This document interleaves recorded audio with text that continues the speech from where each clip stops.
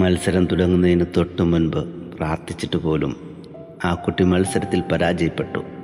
യുക്തിവാദിയായ അവൻ്റെ ടീച്ചർ അവനെ പരിഹസിച്ച് ചോദിച്ചു, എത്ര പ്രാർത്ഥിച്ചിട്ടും നീ തോറ്റുപോയില്ലേ?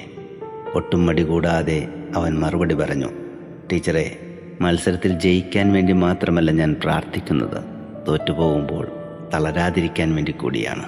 അതുകൊണ്ട് എത്ര മത്സരത്തിൽ തോറ്റാലും ടീച്ചറെ പോലുള്ളവർ എന്നെ എത്ര പരിഹസിച്ചാലും ഞാൻ തളർന്നു പോകില്ല.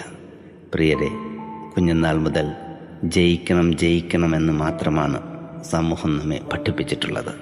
അനേക ജയങ്ങൾക്കിടയിലുണ്ടാകുന്ന ചില ചെറിയ പരാജയങ്ങൾ പോലും സഹിക്കുവാൻ അതുകൊണ്ട് നമുക്ക് കരുത്തില്ലാതായി മാറുന്നു. ജയിക്കാൻ എപ്പോഴും പരിശ്രമിക്കണം.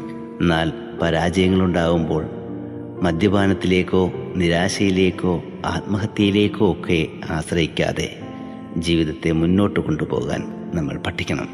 God bless you.